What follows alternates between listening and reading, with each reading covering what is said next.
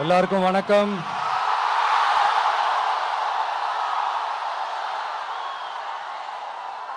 எல்லாரும் எப்படி இருக்கீங்க? சாப்பிட்டீங்களா?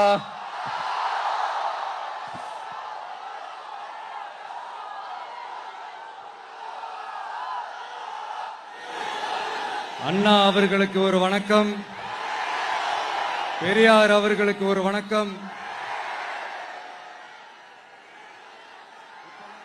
இப்ப நான் எந்த மண்ணில் நின்றுட்டு இருக்கிறேன் தெரியுமா? ஆண்டவர் அன்போட நெல்லுக்கடை மாரியம்மன் அன்னை வேளாங்கண்ணி ஆசியோட கடல் தாய் மடியில் இருக்கிற என் மனசுக்கு ரொம்ப நெருக்கமான நாகப்பட்டினம் மண்ணில் இருந்து நின்று பேசிட்டு இருக்கிறேன். என் நெஞ்சில் குடியிருக்கும்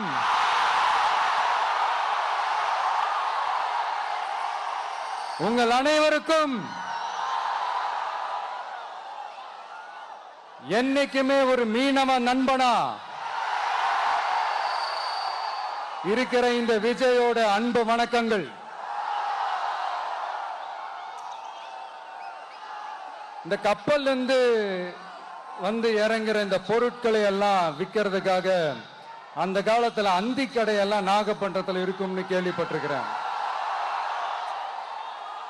மீன் பிடிக்கிற தொழில், மற்ற தொழில்கள், இந்த விவசாயம், எந்த பக்கம் திரும்பினாலும் எப்படி பார்த்தாலும் உழைக்கிற மக்கள் இருக்கிற ஊர் தான் நம்ம நாகப்பட்டினம் ஊர். மத வேறுபாடே இல்லாத,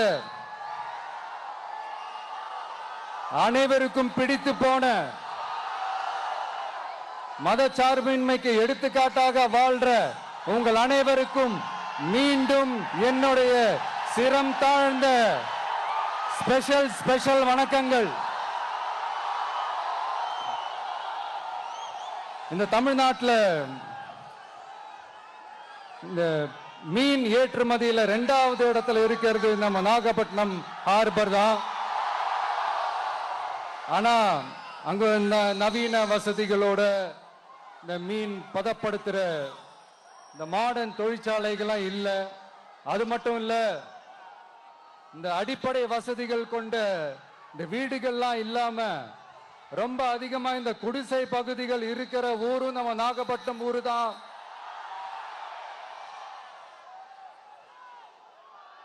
இந்த முன்னேற்றத்திற்கெல்லாம் எங்கள் ஆட்சி தான் சாட்சி. அப்படி இப்படின்ட்டு இந்த அடுக்குமொழியில பேசி பேசி அது நம்ம கேட்டு கேட்டு காதுல இருந்து ரத்தம் வந்ததான் மிச்சம். இவங்க ஆண்டது பத்தாதா? இப்படி தவிக்கிறாங்களே நம்ம மக்கள், அது பத்தாதா?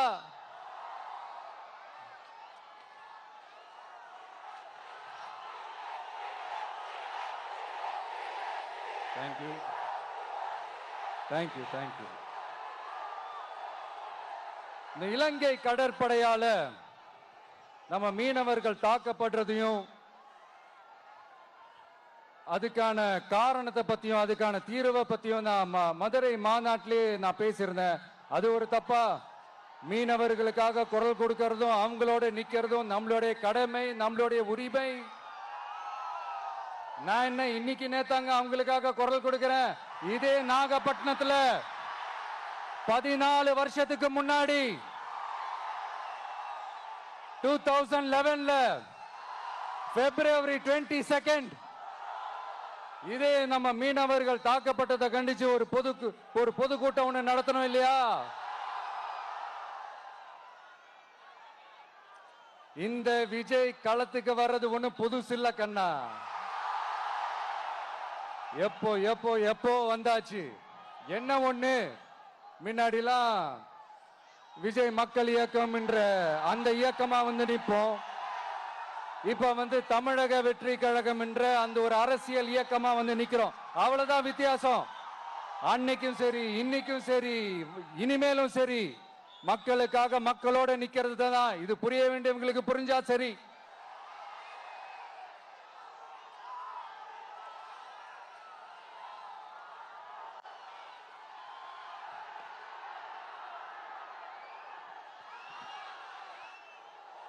மீனவர்களுக்காக குரல் கொடுக்கிற இதே சமயத்துல நம்ம தொப்புள் கொடி உறவுகளான ஈழத் தமிழர்கள்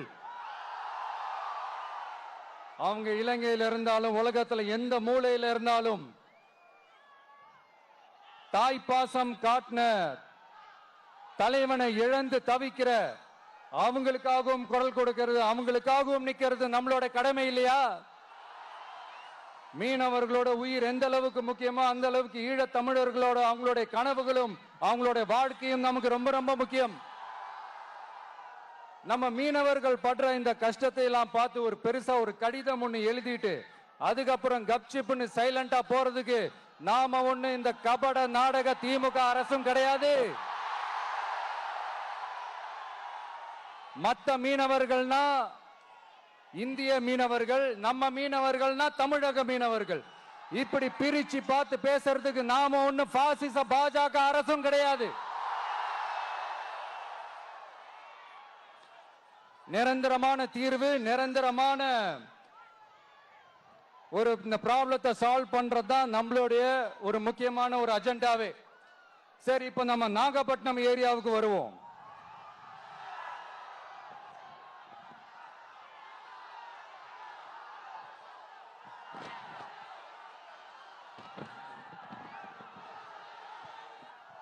இங்க இருக்கிற மண் வளத்தை பாதிக்கிற இறால் பண்ணைகளை முறைப்படுத்தணும். அப்பதான் மீனவர்களோட வாழ்வாதாரமும் விவசாயிகளோட வாழ்க்கையும் பாதிக்காம இருக்கும். கடலோர கிராமங்கள்ல மீன் அரிப்புல இருந்து பாதுகாக்கிற அலையாத்தி காடுகளை அழிக்கிறத பத்தி தடுத்து நிறுத்தி அதுக்கு ஒரு வழி பண்ண வேண்டிய அரசாங்கத்துக்கு இதை விட ஒரு முக்கியமான ஒரு வேலை ஒண்ணு இருக்கு. அது என்ன தெரியுமா? சொந்த குடும்பத்தோட வளர்ச்சியும் சொந்த குடும்பத்தோட சுயநலமும் தான் அந்த முக்கியமான வேலை. இங்க இருக்கிற மக்களுக்கு குடிக்க தண்ணி இல்லாம தவிக்கிறாங்க. அதுக்கு தீர்வா காவிரி தண்ணியை கொண்டு வரலாம், மக்களோட தாகத்தை தீர்க்க. கொண்டு வந்தாங்களா? இவ்வளவு பாரம்பரிய கடல் சார்ந்த ஊர்ல ஒரு கவர்மெண்ட் மெரைன் காலேஜ் ஒன்னு கொண்டு வரலாம். கொண்டு வந்தாங்களா? மீன் சம்பந்தமான எந்த தொழிற்சாலையும் அமைக்கல. அமைச்சாங்களா? அட்லீஸ்ட் நிறைய பேருக்கு வேலை வாய்ப்பு கிடைக்கிற மாதிரி தொழில் வளர்த்தியாவது பெருக்கலாம். அதையாவது செஞ்சாங்களா? ஆனா ஒவ்வொரு டைமும் வெளிநாட்டுக்கு டூர் போயிட்டு வர்றப்பெல்லாம் அத்தனை கோடி முதலீடு, இத்தனை கோடி முதலீடுன்னு சிஎம் அவர்கள் சிரிச்சுக்கிட்டே சொல்லுவாரு. சிஎம் சார், மனசை தொட்டு சொல்லுங்க, வெளிநாட்டு முதலீடா இல்ல வெளிநாட்டுல முதலீடா? ஒட்டுமொத்த தமிழ்நாட்டுக்கும் முதலீடா இல்ல உங்க குடும்பத்தோட முதலீடு வெளிநாட்டுக்கு போகுதா? வேளாங்கண்ணி, நாகூர், கோடியக்கரைன்னு இங்க இருக்கிற டூரிஸ்ட் பிளேஸ் எல்லாம் கொஞ்சம் நல்லா டெவலப் பண்ணலாம். பண்ண என்ன குறைஞ்சா போயிடுவீங்க? வேதாரண்யம் பகுதியில் உப்பு ஏற்றுமதி செய்யறதுக்கு வசதியை செஞ்சு கொடுக்கலாம். செஞ்சாங்களா? நாகூர் ஆண்டவர் அரசு மருத்துவமனையில பிரசவம் பார்க்கிற டாக்டரே இல்லையா? நாகப்பட்டினம் புது பஸ் ஸ்டாண்டையாவது சுத்தமா சுகாதாரமா வச்சுக்கிறாங்களா? நாகப்பட்டினம் ரயில்வே ஸ்டேஷன் வேலைகளை சீக்கிரமா முடிச்சு வைக்கலாம். அதையாவது செஞ்சாங்களா? இங்க ஏற்கனவே இருந்த ஸ்டீல் ரோலிங் மில்லையும் ரயில் பெட்டி தயாரிக்கிற தொழிற்சாலை மூடிட்டாங்க. அத மறுபடியும் திறந்தா நிறைய பேருக்கு வேலை வாய்ப்புகள் கிடைக்கும். ஏன் அதை பத்தி யோசிக்கல? மேலக்கோட்டை வாசல் NH மேம்பாலம் கட்டி 50 வருஷம் ஆச்சு. அது சரியா மேம்படுத்தலாம். அதை செஞ்சாங்களா? Thanjavur to Nagapattinam NH road வேலை பல வருஷமா நடக்குது. இன்னும் முடிச்ச பாடே காணும். அதை வேகப்படுத்தி முடிச்சிருக்கலாம். அதையாவது செஞ்சாங்களா? ரொம்ப முக்கியமா நெல்லு மூட்டையெல்லாம் மழை காலத்துல வெள்ளத்துல நனைஞ்சு நம்ம விவசாயிங்க எவ்வளவு வேதனைப்படுறாங்க. அதுக்கு சரியான ஒரு குடவுன் கட்டி தரலாம். அதையாவது கட்டி தந்தாங்களா? எலெக்ஷனுக்கு முன்னாடி திமுக காரங்க வந்து செய்வோம் செய்வோம் செய்வோம் செய்வோம்னு சொன்னாங்களே, செஞ்சாங்களா? இதெல்லாம் எதுவுமே செய்யாம எல்லாத்தையும் செஞ்ச மாதிரியே அதையும் பெரியம்மையா வேற சொல்லுவாங்க இவங்க. நான் போன வாரம் திருச்சிக்கும் அரியலூர் மாவட்டத்துக்கும் போய் நம்ம மக்களை சந்திக்க போயிருந்தேன். அப்போ பெரம்பலூரும் போக வேண்டியது. அங்க சில ரூல்ஸ் அண்ட் ரெகுலேஷன்ஸ், ஒரு கட்டத்துக்கு அப்புறம் இந்த பஸ்ஸே மூவ் ஆகல. அதுக்கப்புறம் அதை தாண்டி ஒரு டைமுக்கு மேல பேசுறது, சரி அதெல்லாம் விடுங்க.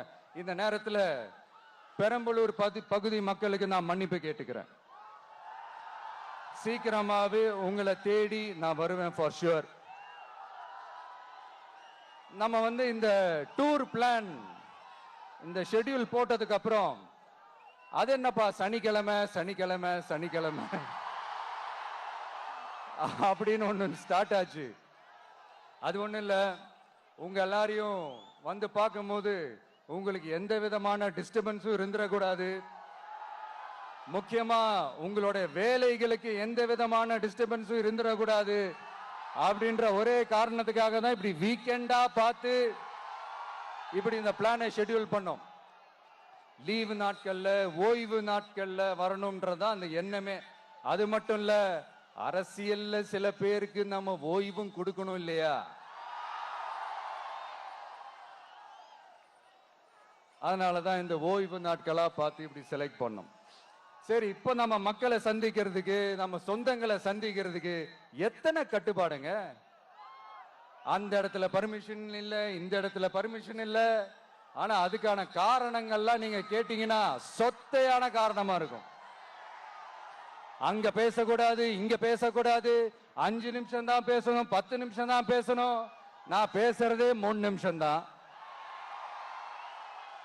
அதுலயும் அது பேசக்கூடாது, இதை பேசக்கூடாதுன்னு சொன்னா அப்புறம் தான் எதை தான் பேசுறது. அரியலூர்ல போனப்போ நான் கரெக்டா அந்த ஊருக்கு போறதுக்கு முன்னாடி அந்த ஏரியாலேயே அந்த பவர் கட்டு. அப்புறம் நான் திருச்சிக்கு போய் நான் பேச ஆரம்பிச்சதுக்கு அப்புறம் அந்த ஸ்பீக்கருக்கு போற அந்த வயரு கட்டு. இல்ல, நான் தெரியாம தான் கேட்கிறேன் சிஎம் சார். ஃபார் எக்ஸாம்பிள், இப்ப ஒரு RSS தலைவர் இங்க வராருன்னு வச்சுக்கோங்க, இல்ல நம்ம பிரதமர் மோடிஜி அவர்களோ இல்ல உள்துறை அமைச்சரோ இங்க வராருன்னு வச்சுக்கோங்க. இந்த மாதிரி கண்டிஷன்ஸ்லாம் போடுவீங்க, இந்த மாதிரி பவர் கட் பண்ணுவீங்க, இந்த மாதிரி வயர் கட் பண்ணுவீங்க. கொஞ்சம் கட் பண்ணி தான் பாருங்களேன். முடியாதுல, பேஸ்மெண்ட் அதிரும்ல. நீங்க தான் மறைமுக உறவுக்காரர்களாச்சே. இதாவது பரவாயில்லைங்க. இதை தாண்டி ஒரு ரூல் ஒண்ணு போட்டாங்க, பஸ்ஸுக்குள்ளேயே இருக்கணுமா, பஸ்ஸை விட்டு வெளியில வரக்கூடாதான், கையை இவ்வளவுதான் தூக்கணுமா, இப்படியே வரணுமா. மக்களை பார்த்து சிரிக்காத, மக்களை பார்த்து கையசைக்காத, இப்படி எல்லாம். ஐயோ, நானும் என்னவோ ஏதோ நினைச்சேங்க.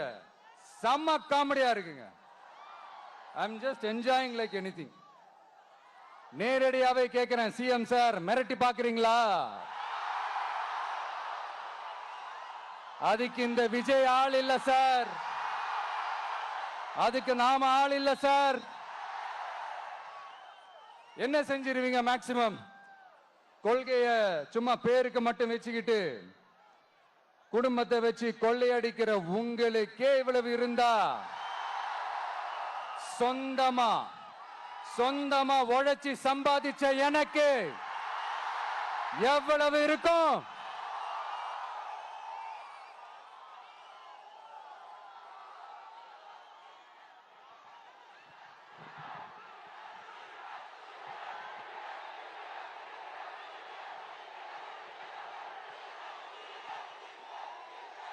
தேங்க்யூ நண்பா. என்ன நாங்க பெருசா கேட்டுட்டோம்? மக்கள் நிம்மதியா ஃப்ரீயா நின்று பார்க்கறதுக்கு ஒரு இடம், அதை நாங்க தேர்வு செஞ்சு அதுக்கு பர்மிஷன் கேட்கிறோம். ஆனா நீங்க என்ன பண்றீங்க? அந்த இடத்தையெல்லாம் விட்டுட்டு நெருக்கடியோட, மக்கள் நெருக்கடியோட எங்கெல்லாம் நிப்பாங்களோ அந்த இடமா பார்த்து செலக்ட் பண்ணி தெரியுங்க. உங்க எண்ணம் தான் என்ன சார்?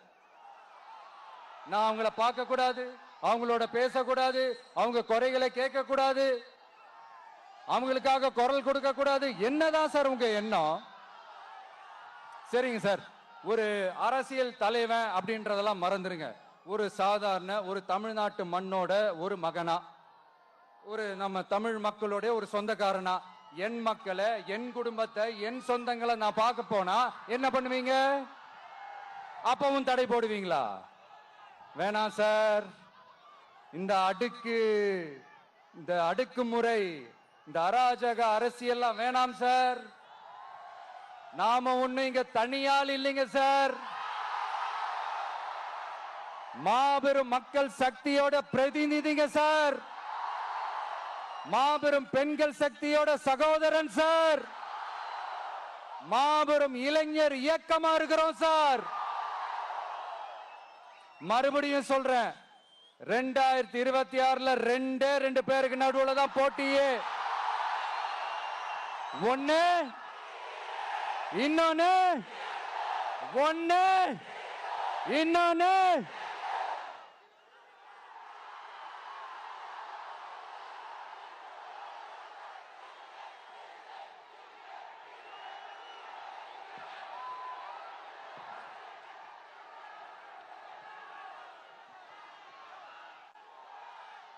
இந்த பூச்சாண்டி வேலையெல்லாம் காட்டுறதை விட்டுட்டு தில்லா கெத்தா நேர்மையா எலெக்ஷனை சந்திக்க வாங்க சார். பாத்துடலாம் சார். கொள்கையை பேருக்கு மட்டும் வச்சுக்கிட்டு குடும்பத்தை வச்சு தமிழ்நாட்டை கொள்ளையடிக்கிற நீங்களா, இல்ல தமிழ்நாட்டில் இருக்கிற ஒவ்வொரு வீட்டுக்குள்ளேயும் ஒருத்தனா இருக்கிற நானா, இந்த விஜயா? பாத்துடலாம் சார். இனிமேலும் இந்த தடைகள்லாம் போட்டீங்கன்னா நான் நேரடியா மக்கள்கிட்டயே பர்மிஷன் கேட்டுருவேன். மக்களே நீங்க சொல்லுங்க, நான் உங்களை பார்க்க வரக்கூடாதா? நான் உங்களோட பேசக்கூடாதா? உங்க குறைகளை நான் கேட்க கூடாதா? உங்களுக்காக நான் குரல் கொடுக்க கூடாதா? இப்படி நமக்கு தடையா போடுறாங்களே, இந்த திமுக அரசு மறுபடியும் ஆட்சிக்கு வரணுமா? உங்க நல்லதுக்காக நம்ம உங்க டிவிக்கு ஆட்சி அமையணுமா? சத்தமா சத்தமா கேட்டுச்சா மை டியர்? ஏன்பா, நான் தான் அப்பவே சொன்னல, அவருக்கு ஆசையா பாசமா கூப்பிட்டா பிடிக்க மாட்டேங்குது. ஏன்பா மறுபடியும்? கேட்டுச்சா சிஎம் சார்?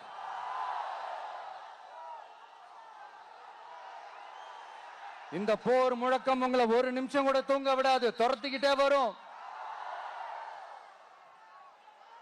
கான்பிடண்டா இருங்க, நல்லதே நடக்கும், வெற்றி நிச்சயம். மீண்டும் சந்திக்கும் வரை நன்றி, வணக்கம்.